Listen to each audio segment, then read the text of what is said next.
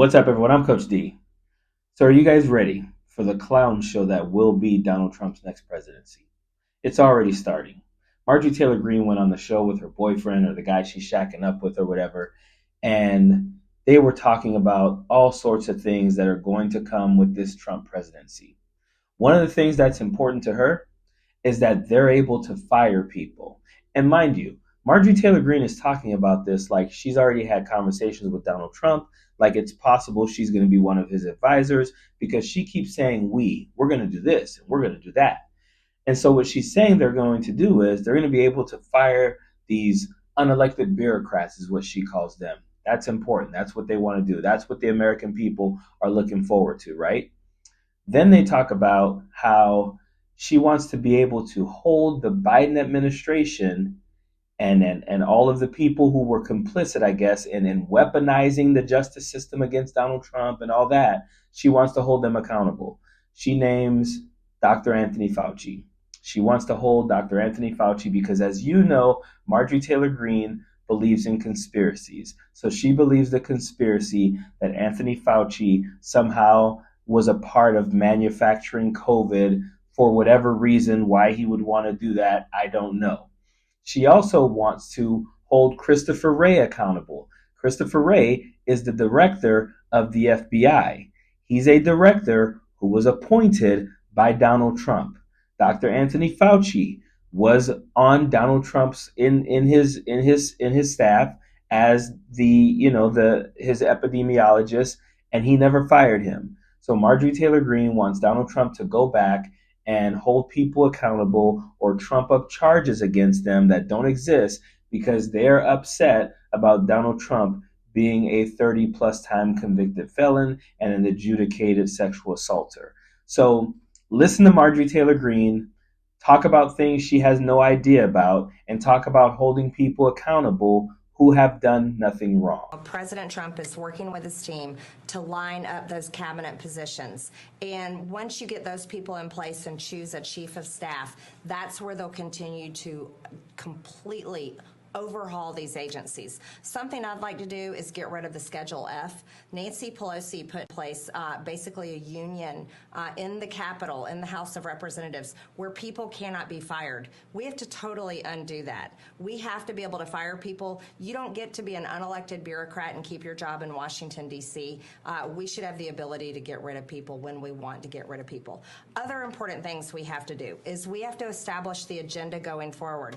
While it's going to be extremely important to set up an economic agenda, which is going to be drilling for oil, strong America First energy practices that will lower the prices of all goods for all Americans. We got to bring back inflation, get banks lending again. That will open up this economy, get it going, which we very much need. We also have to bring in the border policies, HR 2, our border bill. We have to begin these immigration tightening and deporting people. However, there's going to be something that's extremely important. We have to hold the Biden administration and Democrats accountable.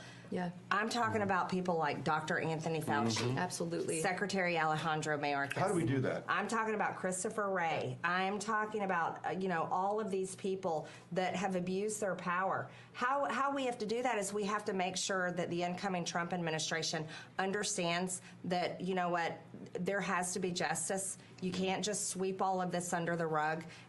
There has to be accountability. And I like how she was asked, well, how do you do that? And she said, well, President Trump is going to have to get people, almost like she's giving out marching orders, like Trump needs to do this so we can hold these people accountable, because that's all Marjorie Taylor wants. They all want to see, someone else with a mugshot because they saw Donald Trump with a mugshot. And so we're going to get 4 years of them trying to come up with crimes and then trying to find people to put those crimes on.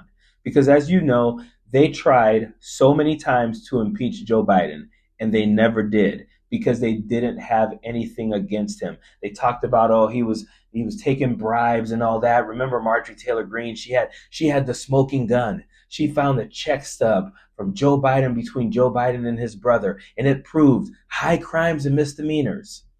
Not only could they not find a way to impeach him, They couldn't even get through the impeachment inquiry. They never got to the point where they even voted on impeachment because there was nothing there. So now they're going to try and weaponize the DOJ, the FBI, the House and the Senate, all the things they were saying Joe Biden was doing. They're going to actually try to do that to get Joe Biden or to get Dr. Fauci or to get Christopher Wray, who Donald Trump appointed, who is a Republican, mind you.